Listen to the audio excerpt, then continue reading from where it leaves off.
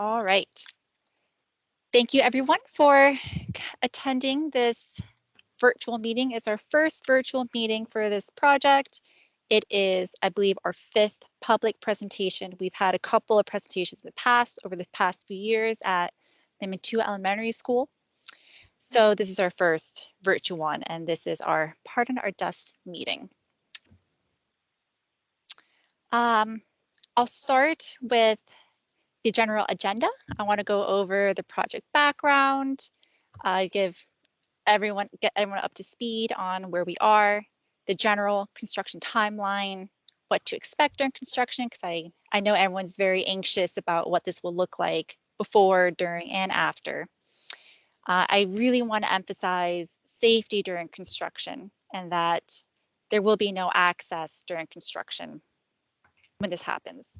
And then I do have some example restorations that I want to provide so that we can get an idea of what this will look like before, during, and after. And I did want to mention that we do have a couple of county staff here in this meeting as well.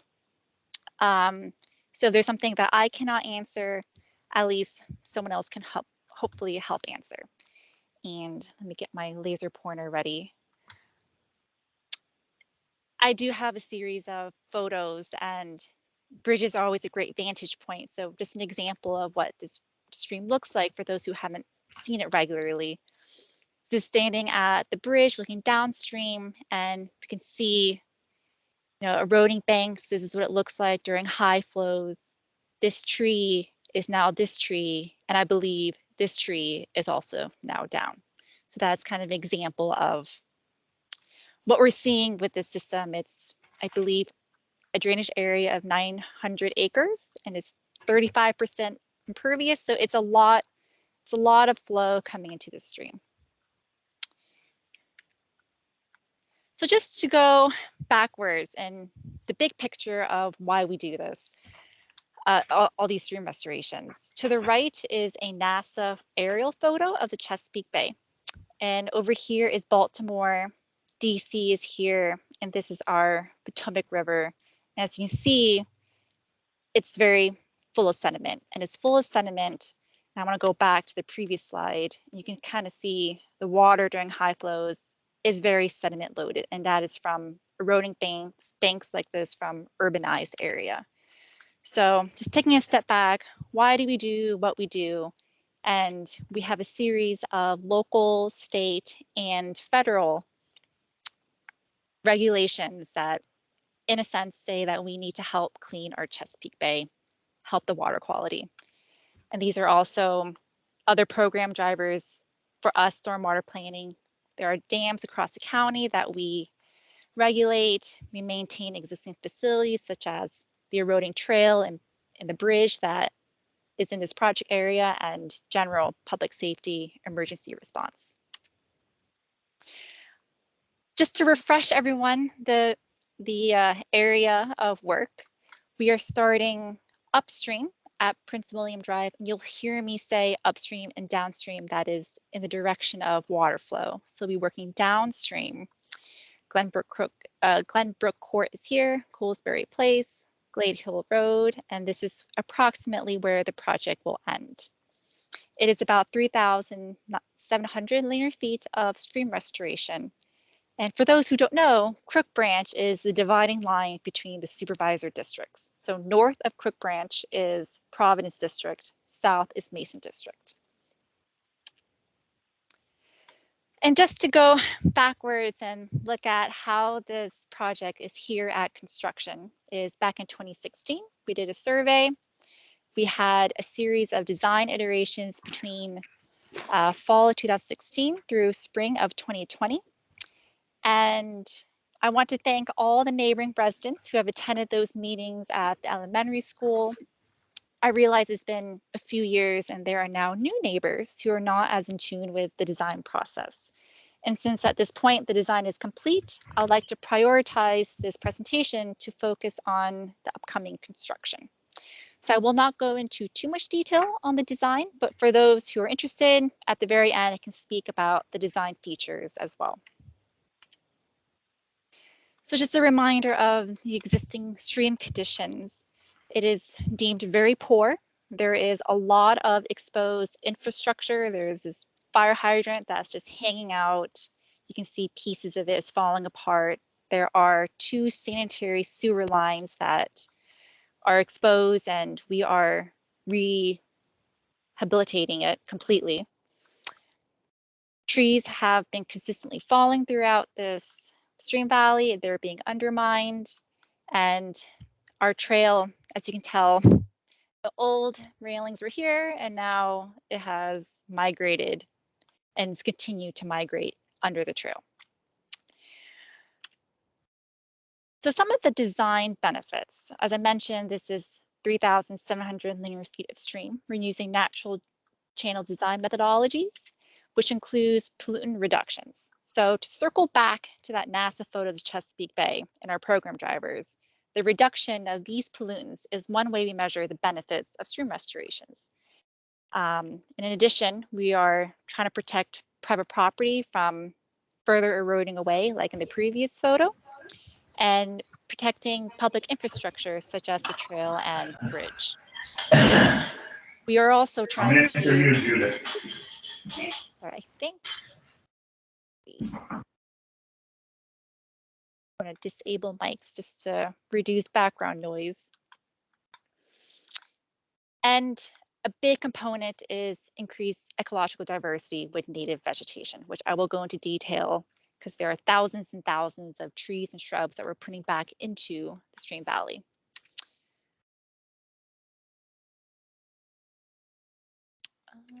And all of these environmental benefits have actually allowed the Virginia Department of Environmental Quality to award a grant for this project.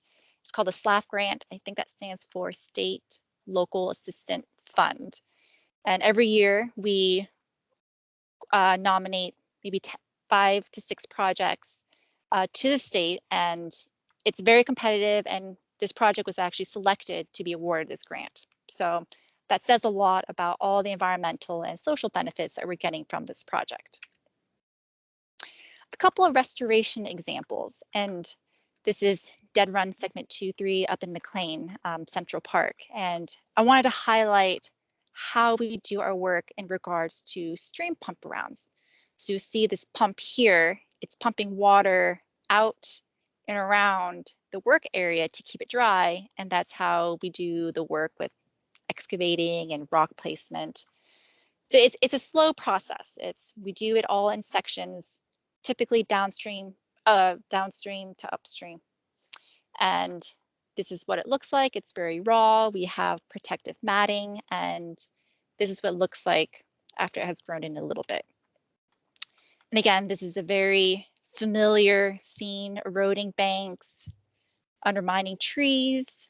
This is what it looks like during construction. So I want everyone to be aware that this is a messy project. It's not very pretty while it's under construction, but give it some time and I'll have more restoration photos later, but this is what it will look like. And these are example structures that we put in, all in an attempt to direct the water flow, protect the banks. We put in materials that mimics natural stone. Typically, we find Band-Aid solutions where a lot of rock is dumped, but that usually causes more harm than good. We are also using wood in our streams. So there is tree removal as part of the project, and we try very hard to put trees back into our streams. And our ecologists are always very happy when we do this because it provides habitat diversity. We find different type of fishes and frogs living under it, and the benthic community thrives with more woody debris into the stream. And of course, we do have a huge native vegetation effort. In addition, we do have a new bridge coming in. A source of all the erosion and trail failure is partially because of the bridge. It is not adequately sized. It's a little too short, so we are removing it. We're placing it perpendicular to the stream. It will be a fiberglass bridge, which is what Park Authority uses. The trail will be aligned as such, and it will be a 60-foot span bridge. Our expected timeline is we are anticipating a notice to proceed end of November 2021. And at the moment, the contract is still being executed with bonds and certificate of insurance to be approved any day now. So this date is still tentative, and I do plan on updating the project website and alerting by email for the emails that I do have and the HOAs of the exact dates. At the time, it is expected to continue for 550 calendar days, so about a year and a half. Planting can be delayed due to season. For example, we have a substantial completion for July 2023, but we can't plant in July because it's very hot. So if this is still true, we will probably plant in the fall to make sure that our plantings actually survive. Avon Corporation is a contractor that we have used for many projects. I'm working with them right now for a stream restoration in McLean, Scott's Run. And they're actually also doing the stream restoration at Accotink at Wakefield. So we have worked with them, we have a good relationship with them. They build very good stream restorations. An example construction schedule, I mentioned that it's 18 months, but it's not 18 months of active construction the entire time. So there is a period of pre-construction meetings for everyone to go on site, evaluate it. The site is prepared, fencing is put up, the access road is put in, then the restoration happens, and at the very end, site planting. And then there is an additional year of construction warranty and vegetation warranty. So we are absolutely on site for about 18 months, and we do return a year later to fix anything that has unraveled and replace any trees that did not survive during that year. The final schedule is still being approved. Something I do want to mention is that the restoration schedule can overlap. We've had histories of contractor having multiple crews. For example, the Scott's Run project with Avon, they have 2 crews. So one is starting upstream, one is starting in the middle. I did a project at Truro, the Turkey Run at Truro project.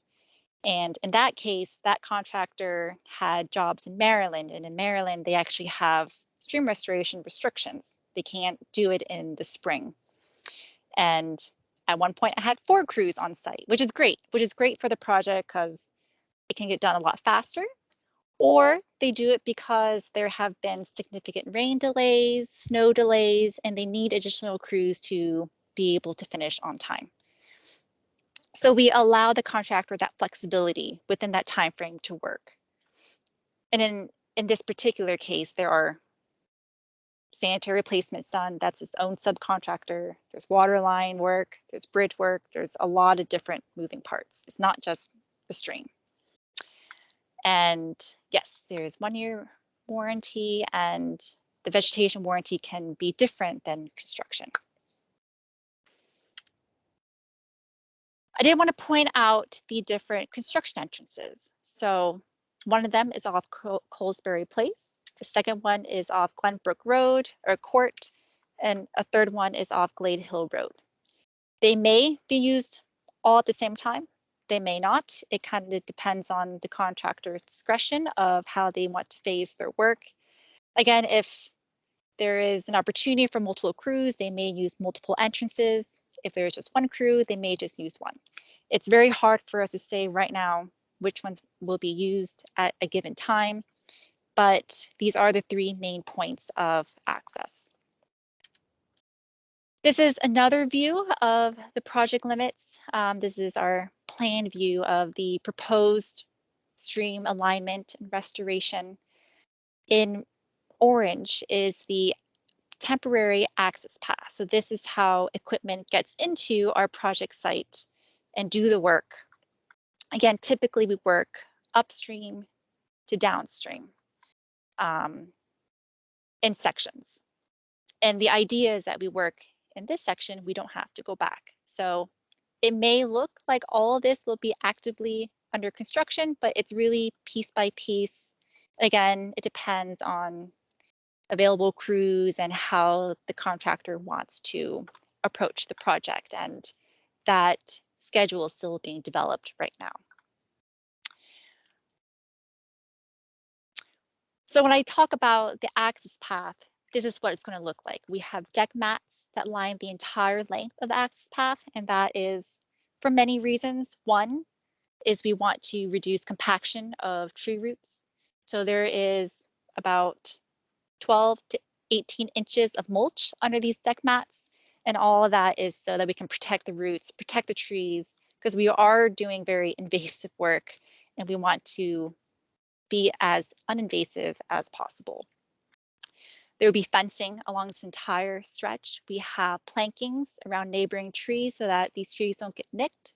We take this very seriously. We have multiple inspectors on site making sure that these are up, fencing is up, protection is there.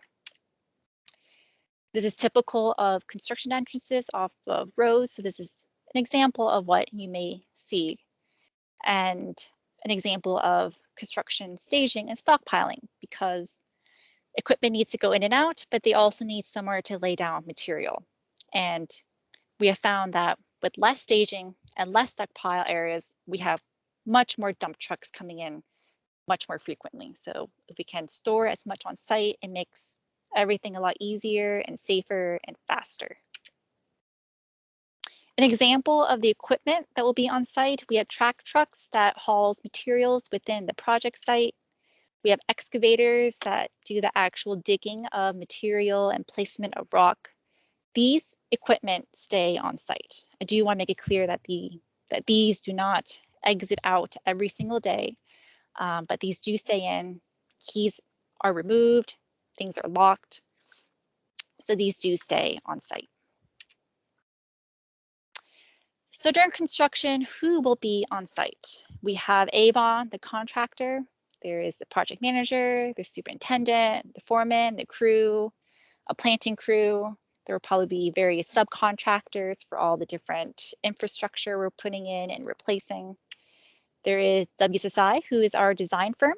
They have we have daily construction oversight. So they have an inspector who is there every day, making sure that the contractor is building everything to plan. And if they have questions, they can be there. They can be there, answer it very quickly, and it makes it very, very efficient and fast. And we do this to eliminate mistakes, because oftentimes previously a contractor won't build something correctly, but they're so far downstream, they have to ruin everything as they go back upstream and fix it, and it just takes a very long time. From Fairfax County, we have a series of inspectors that evaluate fencing, make sure that it's safe, everything's under compliant. Jay Horseman is here, who represents the construction branch. I represent the design branch. And we have another inspector from Fairfax Water, and I expect another one for the wastewater work. So there are a lot of people on site, and we have weekly progress meetings on site, sometimes virtual, to discuss any problems or answer questions. So it's a very collaborative effort amongst all these different people. Expectations during construction. So the contractor will maintain a safe, neat, clean work area as per our safety resolution. They will comply with Fairfax County noise ordinance. So work hours are Monday through Friday, 7 a.m. to 9 p.m. It's rare that they stay that late. They're able to work on the weekends, 9 a.m. to 9 p.m. It's also rare for them to do that. And oftentimes if they do weekend work, it's to make up for a rain day earlier in the week to stay on schedule. And something I will go into detail about the trail and bridge between Glade Hill Road and Colesbury Place, but it will be closed and off limits. With that, I did want to address the pedestrian bridge closure, because I have received a lot of emails and concerns about the use of the bridge and the trail. And I do want to acknowledge that I do understand that a lot of students use this trail and bridge to get to school. And I'm sure we can all agree that this trail is in dire need of repair. It is very hazardous. Our maintenance group has come in, we've put in barriers and fencing. We've had very nice neighbors in the community fix it when needed. And I think there's been a lot of neighbors who has helped with signage, and there's been a very big community effort to keep this as safe as possible. And one of the reasons why we even chose this project to begin with is that there was opportunity for public infrastructure improvement. So that was one of the reasons why we were here, and I'm excited that we can finally make this a safer trail for users of all ages. And I did want to highlight all the work that is going on in regards to the asphalt trail and the bridge. So again, this orange path is the access road and the blue is the existing asphalt path. So clearly there is an overlap. And one of the reasons why this construction entrance was chosen was because of the easy access. You know, no trees need to come down for this. It's a good in and out way of getting materials in. Obviously, there is active stream restoration, which means this bridge can't be here while we're actively doing this work, while there is equipment crossing through. The bridge will be replaced with that fiberglass bridge. The trail will be improved with handrails. There is a sanitary sewer that is being replaced from manhole to manhole. At the moment, it is an asbestos concrete pipe, and we are going to replace it with a ductile iron pipe.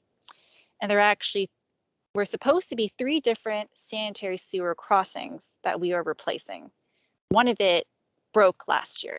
So it broke, our wastewater crew had to go out and fix it. All the while, sewage was spilling into the stream. So during this whole stream design iteration, we decided that, you know, if we have the opportunity to have our infrastructure improved while we're there and digging around, we will do it. So this has its own subcontractor component, it has its own pump, and this is a very, you know, this takes time, and this is the entrance that our contractor will take to do that improvement. In addition, there is a water line adjacent to the bridge as well. So this will have to be relocated. There is actually a valve that is exposed. So there is a lot of improvements going on in this area. I think this sanitary line is actually also exposed at the moment. Finally, there will be landscaping, which occurs generally at the very end. So a lot of improvements in this area. It's well needed. It's odd that there are so many crossings here, but while we're doing the stream restoration, we do want to do these improvements at the same time. So I do want to address what we can't do with the bridge and trail closure and what we can do. So what we can't do, and I know everyone is very eager to know the exact date of the trail and bridge closure. I know this is a very well-walked path. I've had many residents contact me about the usage of it and the hazardous state of it. But at this time, I cannot give exact dates. I also cannot dictate the contractor on how they will phase the construction work. As I mentioned earlier, there is opportunity for multiple crews, one crew. It is not unusual that we find a surprise utility line that was never found and they can't work in one area, so they have to move to another area. And we have found that when we try to phase work or restrict contractors, the project duration takes even longer. And, you know, out of respect for all the neighbors who are backing to the stream, I don't think anybody wants this to last longer than it has to. And have been requested multiple times if we can provide an alternative access route across the stream. And for many reasons, including safety concerns, we are unable to direct pedestrian traffic across the stream and be adjacent to construction work at the same time, because, you know, I showed photos, it's very large equipment vehicles working in the stream, a lot of different people, a lot of different moving parts. And I did want to highlight that the south side of the stream is Ridgely Hills HOA property. However, north of the stream is all private property. So that is also very key on why it was never considered to route people around the project, because it does take pedestrians onto private property where there are no existing rights for pedestrian traffic. The only space for pedestrian traffic as is the current location of the trail and bridge. So with that, I want to talk about what we can do. So we can coordinate with the contractor on their scheduling. We meet with the contractor every week. We ask for a 2-week look ahead. We ask for a monthly update to the construction schedule. So I will have an idea of when there is an exact closure of the bridge and trail. They are entitled to close it during the entire contract duration. So they are entitled to it, but we will try to coordinate with them where we can. We will keep you all, the residents, informed of the progress via the supervisor's office. We can update the project page on the county website, which is how I believe most people got to this meeting. It will be the same project page. And I do have contacts with the Ridgely Hills HOA and the Mantua HOA. So there are many different means of virtual communication. And in addition, we can provide signage of the trail closure for those who do not have access for all these resources. And we can ask the contractor to turn over the bridge and trail as soon as possible. We can absolutely make them aware of the usage and the urgency of it. So we will do our best to coordinate with them, but we cannot make any promises as for exact dates. And I understand that this is a nuisance for those in the community. This is a well-walked path. School kids take it, and I have talked to the public schools transportation department, and they have assured me that every student has a spot on the bus. And I realize that is its own difficulty. I know it's not close or central in the neighborhood, and I understand it's faster to walk to school than to take the bus. And I understand there are a lot of traffic concerns around the school with just how the neighborhood is structured. So I do have the public schools transportation point of contact, and I have her information. It'll be in the last slide if you want to contact her. She is very open to any suggestions, and if there's some concern that she doesn't know about, she would really like to know. Ultimately, safety is our top priority.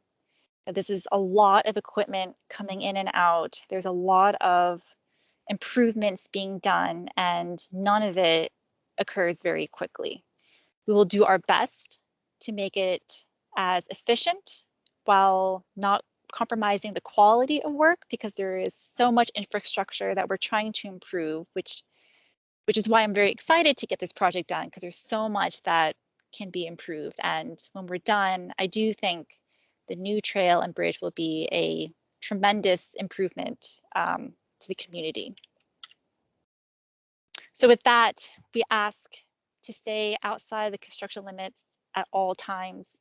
I know a lot of the neighboring homes have fences, but please make sure your fences are locked and there are no gaps for any pets to escape. We do have fencing, but there's also wildlife that makes holes, and we just don't want anyone to get hurt within our construction zone. So please, when the fence goes up, please respect it and stay out of it. A huge component of our stream restoration is the vegetation, and I believe our landscape architect is here, Susie Foster, and you can chime in at any point, but we do have an enormous effort to revegetate with native planting. So there is a non-native invasive plant management plan that's in place. We try to make sure that all invasives are removed so that natives can reestablish.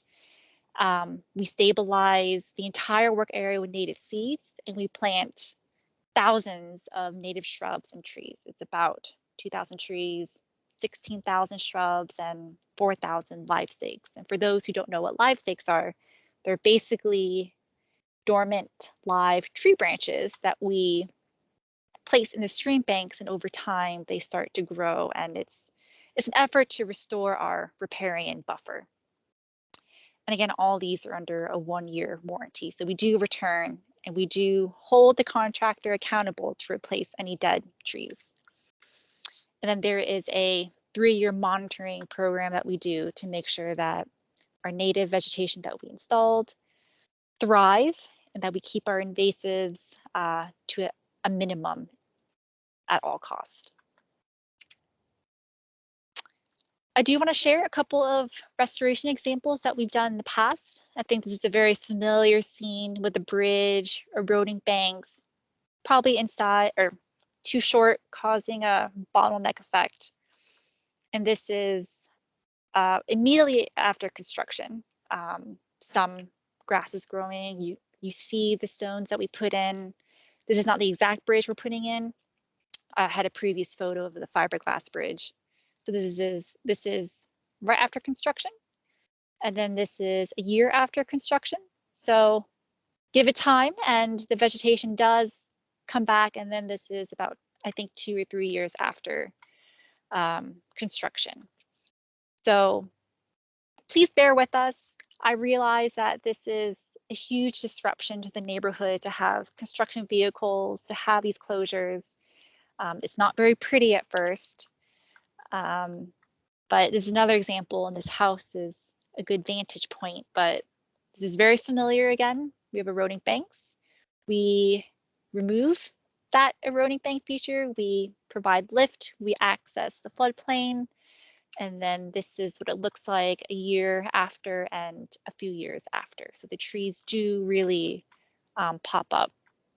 And admittedly, the canopy changes because we do remove trees that are falling in, that are dying, that are in our access path. And at the Truro restoration, I had a bird watcher resident make a comment that with the canopy change, he saw so many birds he had never seen before. And it's a bit due to the canopy change. So it can be shocking at first how different it looks, but I believe the Truro ones comes to mind because it's very close by, but it's totally different from what it looks like now. And again, this is the Dead Run segment 1 up in McLean. So that kind of concludes the bulk of the presentation in regards to construction. Again, all these slides will be posted online with these contact information. Jay Horseman is the construction lead. He handles the contractor contract, and I handle a lot on the design side. For those who have concerns about bus routes, Candace Davis was the point of contact that I had received. So with that said, I will allow microphone access. I have not been monitoring the chat. I don't know if there were any questions, but. And there is none so far. Okay.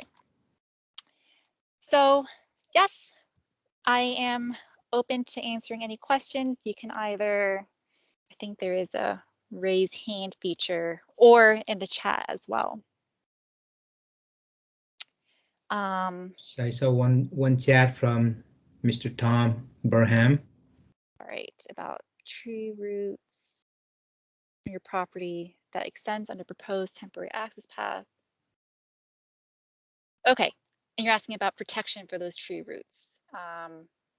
And yes, the timber mats and underlying mulch is placed along the entire temporary access path. That is correct. I had example photos, but that is our attempt to protect trees as best as we can. We'll have plankings for any trees adjacent to the access path. And from Stacy, what kind of noise should we anticipate? So yes, the equipment is large and rocks are being dropped on each other. So yes, it will be quite loud. there are safety features in all the equipment vehicles when they reverse. So there will be beeping noises if the vehicles reverse, and that is a safety feature so that no one gets run over. Yes, so that would be the main noises, is the equipment running in and out. There are two hands up, one from Strauss, Jeremy Strauss. Yes. Okay, yes, go ahead, Jeremy. Question. It looked like the sewer line, first of all, you're going to replace the sewer line. Will there be any impact on people's sewage when that happens? Also, it looked like that sewer line begins right at Olam Tikva. Is that possible? I'm not sure that the... Okay, so I have a map prepared. Let me get my bearings. So I believe Olam Tikva is here, Glenbrook Court is here. And yes, there is a manhole to manhole that we will be replacing the pipe in between. And there is a bypass pump. So there will be a pump 24/7 located probably at this manhole that pumps sewage across. So there should be no disruption to your sewage service. That's good. That was my concern. Yeah. Yes. That there would be. Yeah. Yes. So yes, it will be a bypass pump. There will be, I believe, an inspector who will be making sure that it works. But thank you. I did forget to mention that the water line work will be shut off for about 1 day, and Fairfax Water will work with me and Jay to make sure that those residents affected will know when the water line is turned off. And I think it's at most 1 day, probably just a few hours. There is another hand raised from Sylvie Muldon. Yes, Sylvie. Can you hear me? Yes, I can. Great. This is a question or a concern, I guess, about something that would occur after all your work is done.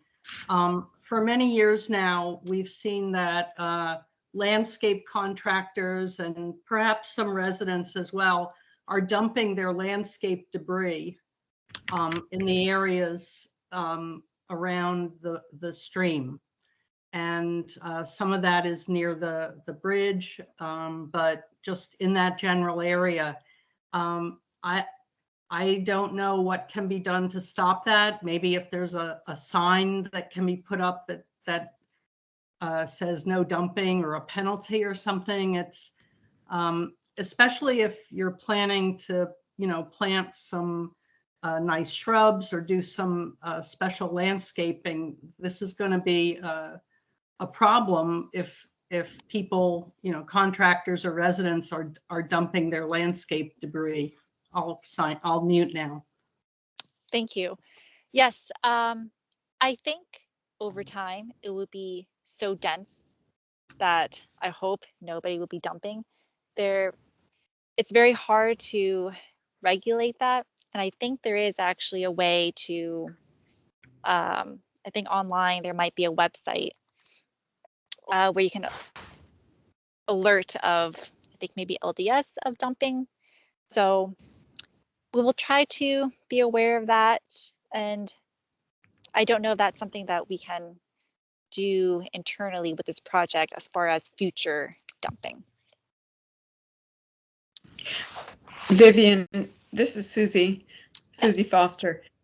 I think it might be helpful on our website to give some contact information for people that where they can report dumping that they see occurring. That's really the best way to, to stem that. And I appreciate you taking a careful look on that. But if we can provide that information, that would be good. Yes, yeah, that can definitely be done. And I know there's a link somewhere for how to report dumping. So there were two questions about how far from the stream will the fence be from the stream. I responded to that saying that it will be very close to the work area. Yes. There was another question that Google Maps shows a paper street from north of bridge to Colesbury. So this is concerning temporary crossing. And I don't believe the contractor would like to have that. It's going to be a liability concern for them. Right. Let's see.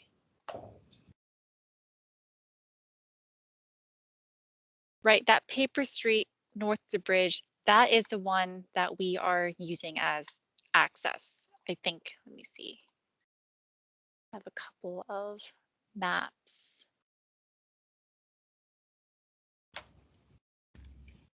Right, and I do want to point out that, you know, if we were to any type of temporary access, we have this, sorry, our temporary trail, alternative trail.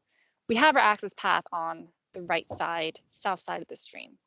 We have it on the north side. So any type of alternative route it's very challenging when there are active access roads that are fenced off with deck mats, which can be a trip hazard. We just did not see an alternative access that is safe and feasible for this particular project.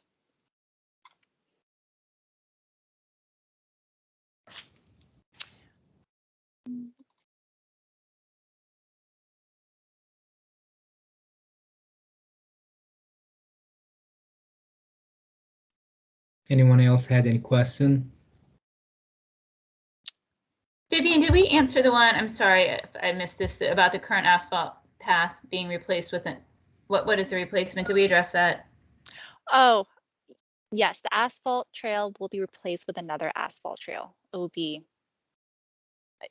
was that the question? Yes. Yes, and then there was one below that. I'm not sure if we got that one either. The weight of the equipment. Did you say that to John? I had to step away for just a second. Which question was that? Barham again. Do you know the weight of the equipment?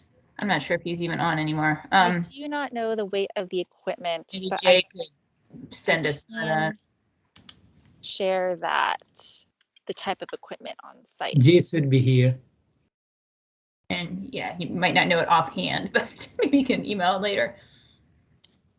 So I don't know the answer to that question. It is full size,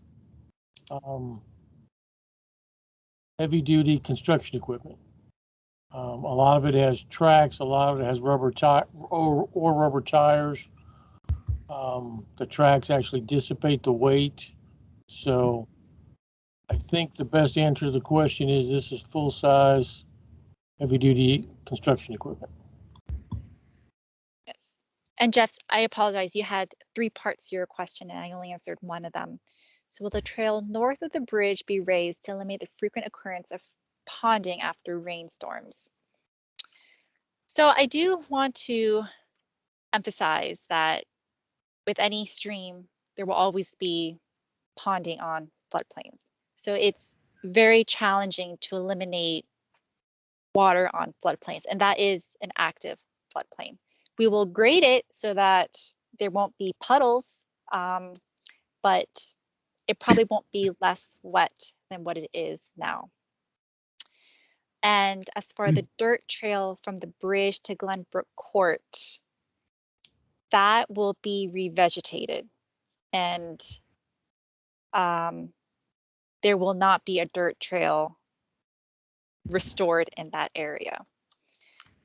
And if I have my bearings right, let me just make sure that I said that correctly. Yes, I think Google Maps, the bridge is here. I believe there is a dirt path to Glenbrook Court, which actually does cut through private property, and I don't think that is a actual authorized path. So no, that will not be restored. With another question from Stacy. So will the fenced off area essentially be the whole orange area? That orange area on your map was just for the access. So you might just want to zoom out and show how your limit of disturbance is. Right, so I'll just zoom in this one area here. So Glenbrook Court, we have this LOD line. I know there's a lot of lines on here, but the orange is the path where equipment vehicles will be going in and out, and all that is within this limits of disturbance that will be fenced off.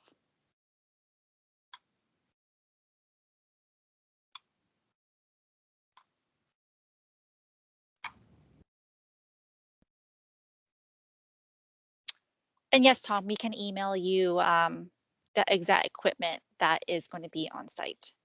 So I will make a note. Jay, if you could help with that, that would be appreciated. So Judith had questions that dirt trail is heavily used by pedestrians to get to Olam Tikba as well as for students who walk to Mantua. Yes, I do recognize that that has been used by people to get from street to street. And I do also recognize that this neighborhood is very cut off, that there's only one point of entrance off of Little River Turnpike. However, that dirt path is not an authorized use. I've had some of the residents there very concerned that there are people walking in their yard. So I would say that we cannot put that back and that we do plan on revegetating that entire area.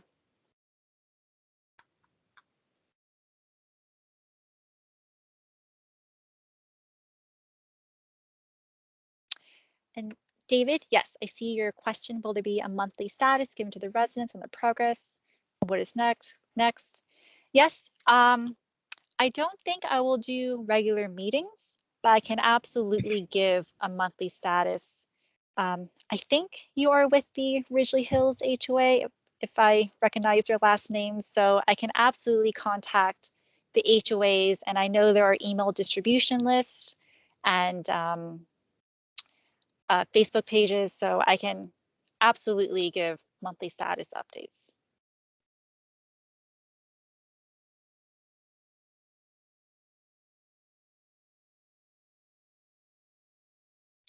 Jeff, I do see your question that that us not restoring that dirt path takes pedestrians to walk on the River Turnpike, which I have seen there are limited sidewalks, but there is not much the county can do as far as that goes, because that is private property and we cannot build a trail or restore a path that is not authorized. And David, that is partially correct. Usually our plantings is at the very end of the project. Sometimes if a certain section is done, let's say, you know, this upper section is completed, it's ready for planting, there could be phased plantings. So while a crew is working downstream and this is finished and we're fall 2022, it is very possible if the contractor chooses to bring landscaping and go ahead landscape it, get a full season of growth, that is encouraged. But typically at the very, very end, the entire site is landscaped.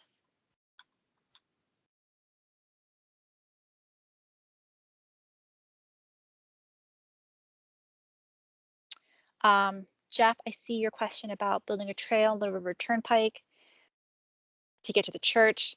That would be a larger conversation outside of the stream restoration project. Best to be handled by probably FCDOT and VDOT to handle the sidewalks. So that is absolutely something that could be suggested to them. I think they do have their own website to filter those requests, and they are generally pretty responsive when there is a need for it.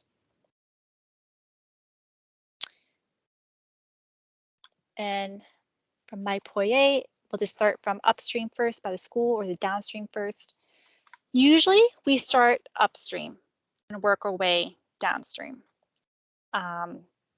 Sometimes we occur some sort of issue and the contractor is forced to start in the middle. Sometimes they have an extra crew and they're able to start at the top and in the middle. So it's hard to say exactly how the sequencing will work. I think that is something that we'll just have to learn as the project goes. There is generally always something that comes up, a surprise lateral that we find that breaks. So it's very hard to say the sequencing, but typically, yes, upstream to downstream.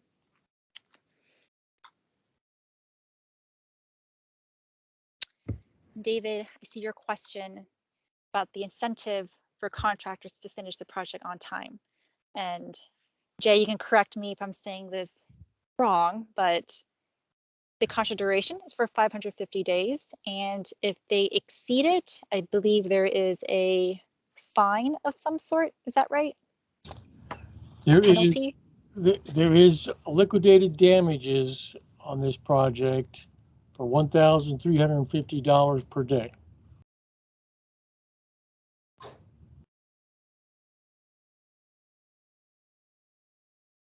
Thank you. Vivian, I think Mr. Strauss may have his hand up again. I know that there have been a couple hands up for a while, and the ones that are still up, I'm assuming, have a question at this point. Is that correct? Real quick. Yeah, that is correct. I have a question. Okay.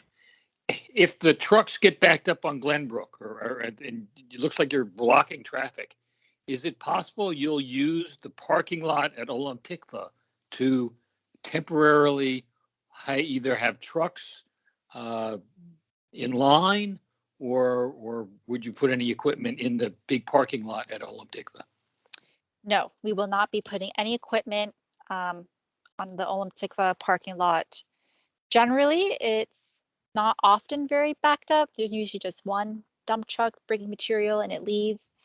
So we do make it very clear to the contractor that they cannot stall equipment outside of the project limits.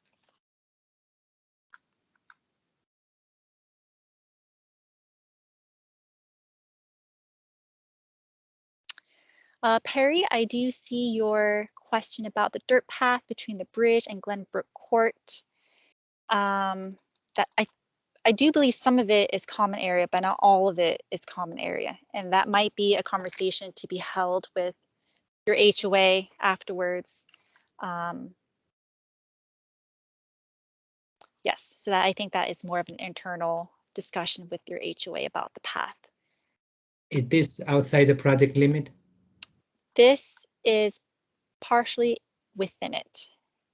If it's within, then I don't think we should have temporary access through it because we will be in an active construction area. Right.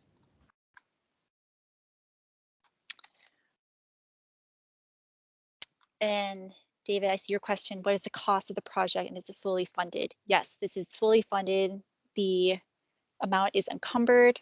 I don't know the cost at the top of my head. That was awarded to the contractor. I think Jay might know that. The contract cost is $3,074,000. Thank you. It looks like Jake has his hand up. Yeah, a quick question. If the goal is to make the neighborhoods more connected, has anybody thought about extending the path from the end of Glenbrook Court and creating a second bridge and a parallel path? No, that was not considered during design because any type of path. So you see this kind of dotted line. This belongs to Olam Tikva. Actually, I think this belongs to Olam Tikva. Let me find a better map. But there are a lot of private properties intertwined in this stream valley. So it's very challenging to coordinate that. And the focus of this stream restoration is really on the water quality side. The bridge and trail aspect is something that we generally don't like to add, nor do we have funding available to add those amenities. We do have the funding to restore our existing infrastructure, which is the existing bridge and asphalt trail. So any additional trail and bridge will require a lot of coordination with all the private properties involved.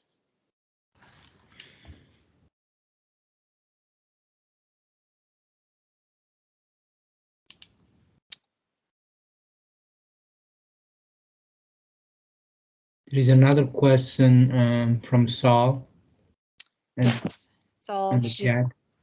Part owner of the empty lot in Glenbrook Court, used as access. Very few people ask for permission. Most assume it is common area. It is not. And I believe that is true. the bridge is located here. This parcel is all common area, and then we have these private properties as you get to Glenbrook Court. So this is a more private property matter.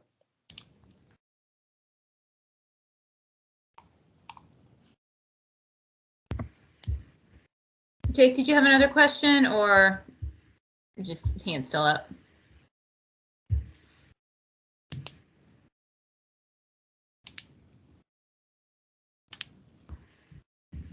Okay. All right. I'm not seeing any more questions. I can absolutely hang out for a couple more minutes. So with that, I will stop the recording, and I do want to thank everyone for coming and participating. And again, we apologize for the disturbance that is to come. I am very excited that this project is occurring to have all of these improvements happen. So with that, I will go ahead and stop the recording. Thank you.